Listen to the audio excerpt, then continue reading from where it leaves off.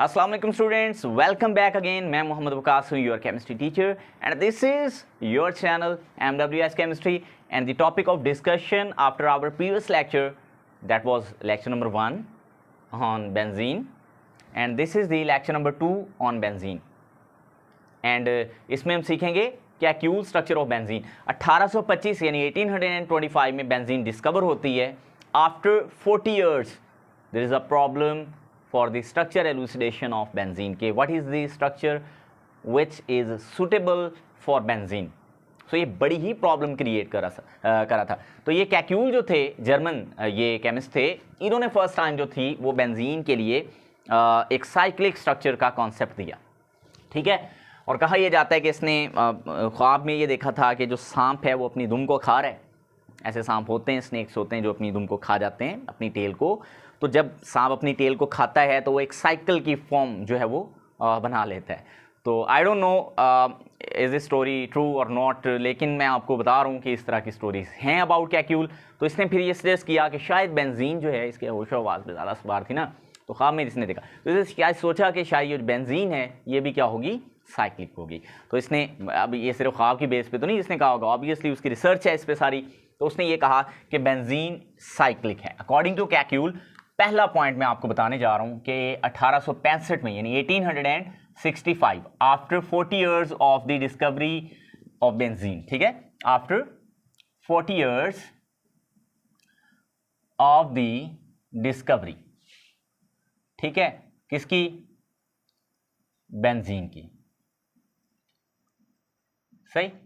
तो इसने ये पहली दफा ये कहा कि बेंजीन जो है वो साइक्लिक है, साइक्लिक है।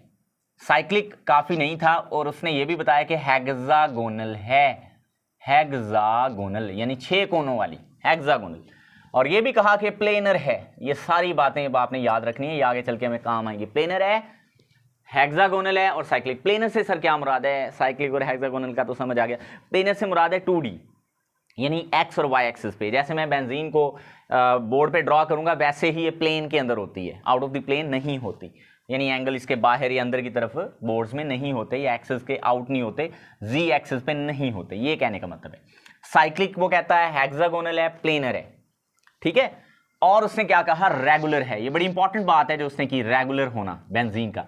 रेगुलर से क्या मुराद है कि जितने भी बॉन्ड एंगल्स होंगे, है ना, या बॉन्ड लेंथ्स होंगी, वो आपस में इक्वल होंगी, बराबर होंगी। मैं अभी बना के भी दिखाता हूं आपको क्या उसने स्ट्रक्चर सजेस्ट किया था फॉर बेंजीन। और उसने कहा उसमें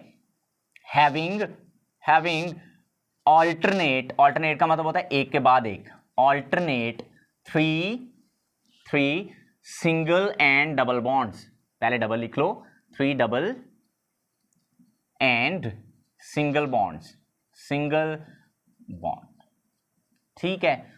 यानी बेंजीन के अंदर 3 ही डबल बॉन्ड्स होते हैं और 3 ही सिंगल बॉन्ड्स होते हैं, और ऑल्टरनेट मैनर से होते हैं, ठीक है जी।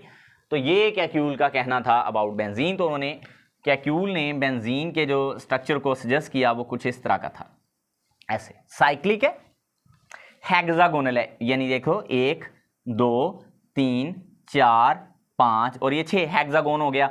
यहां पे अगर डबल बॉन्ड है ये वाला, तो यहां फिर सिंगल होगा, फिर ये डबल होगा, और फिर सिंगल एंड फिर डबल होगा, सही है। ये ऐसे भी हो सकता है, ये रेजोनेंस में हो सकते हैं। ये रेजोनेंस क्या है ये आगे चल के देखेंगे हम नेक्स्ट लेक्चर में।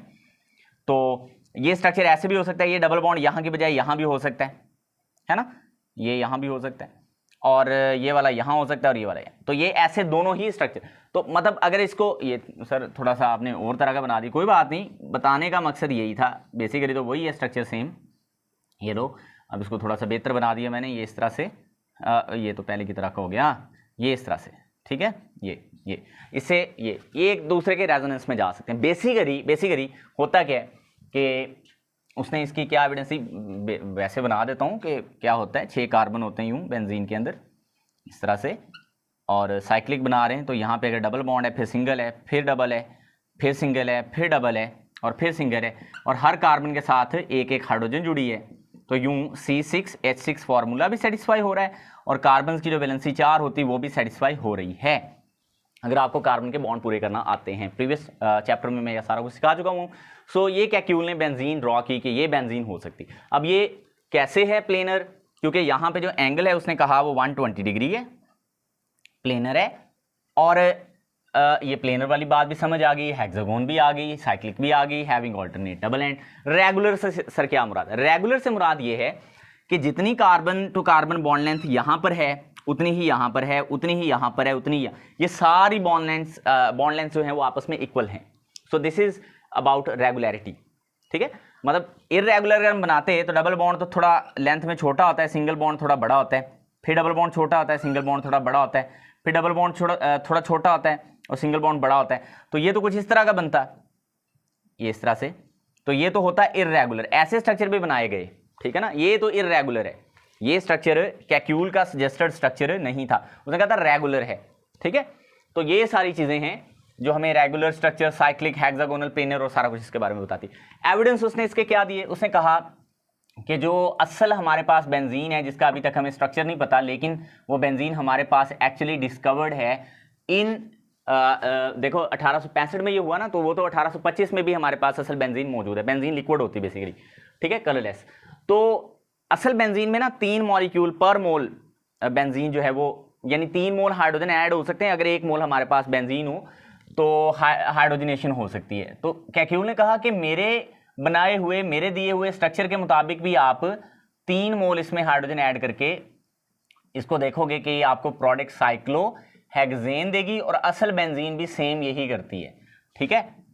असल बेंजीन में भी अगर आप 3 मोल हाइड्रोजन ऐड करो प्लैटिनम या निकल वगैरह की प्रेजेंस में, जब आप उसको हीट करते हो तो आपके पास प्रोडक्ट क्या बनती है? साइक्लोहेक्सेन। और उसने कहा जो मेरी बेंजीन है उसके मुताबिक भी अगर आप ऐसे करोगे तो आपको मिलेगी क्या?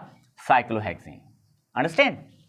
और मजे की बात उसने क्या की, उसने कहा अगर आप बेंजीन को सनलाइट इसमें हैलोजिनेशन करवाते हो, लाइक क्लोरीनेशन अगर आप करवाते हो सनलाइट, तो ये 6 क्लोरीन जो हैं एटम्स या 3 मॉलिक्यूल क्लोरीन के ऐड होते हैं असल बेंजीन में। तो मेरी जो बनाई हुई, मेरी जो दी गई स्ट्रक्चर है उसमें भी ऐसे ही हो रहा है।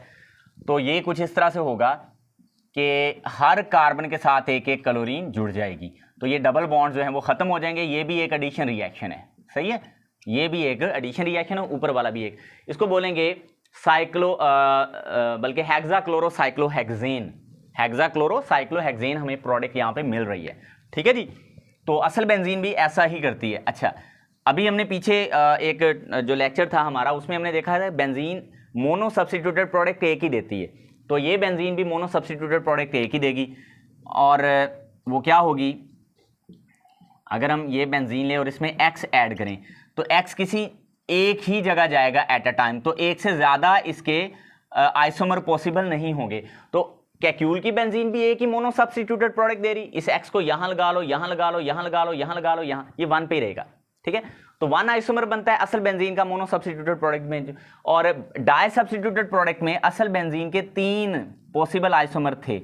और कैक्यूल कहता है कि भाईजान आप मेरी बेंजीन में अगर दूसरा सब्स्टिट्यूएंट लेके आएंगे, तो इसके सब्स्टिट्यूशन करवाएंगे, तो मेरे वाली बेंजीन भी आपको उतनी ही डाई सब्स्टिट्यूटेड प्रोडक्ट देगी जो असल बेंजीन देती है। असल benzene 3 di substituted product provide करती है, और कैक्यूल भाईजान की भी जो बेंजीन है वो हमें 3 डाई सब्स्टिट्यूटेड प्रोडक्ट जो है वो बनाकर देती है, जिसको हम ऑर्थो, मेटा एंड पैरा कहते हैं। Ortho, Meta and para. तो जो असल बेंजीन है, असल बेंजीन वो भी डाई सब्स्टिट्यूटेड, यानी पहले के बाद जब दूसरा सब्स्टिट्यूएंट आता है तो हमें 3 डाई सब्स्टिट्यूटेड प्रोडक्ट देती है असल बेंजीन। और कैक्यूल की जो सजेस्टेड बेंजीन है वो भी तो यही सेम कर रही है ना। तो ये सारी बातें जो अभी हमने की हैं एविडेंस के तौर पे, ये बेंजीन के जो ये वाले साइक्लिक स्ट्रक्चर को बहुत ज़्यादा सपोर्ट कर रही हैं कि वाकई ही बेंजीन का जो स्ट्रक्चर है वो साइक्लिक ही फिर होगा, स्ट्रेट चेन तो नहीं होगा। अब इसके बाद भी और भी बहुत सारी चीज़ें हम इसमें ऐड कर सकते हैं, लेकिन यहाँ तक आप इसको इतना भी इलाबोरेट कर दो तो ये काफ़ी होगा। अब हम क्या करेंगे, अब हम नेक्स्ट लेक्चर में ये देखेंगे कि इस कैक्यूल के जो प्रपोजल था उसका, ये बेंजीन को लेकर, उसके स्ट्रक्चर को लेकर, उस पर क्या ऑब्जेक्शंस लगे, ठीक है, और एक्सरे एनालिसिस ने क्या कहा, और फिर उसकी मॉलिक्यूलर ट्रीटमेंट हमने, मॉलिक्यूलर ऑर्बिटल ट्रीटमेंट जिसको हम कहते हैं, वो कैसे की। अब इसको लाइक कर दीजिएगा। अल्लाह हाफिज़।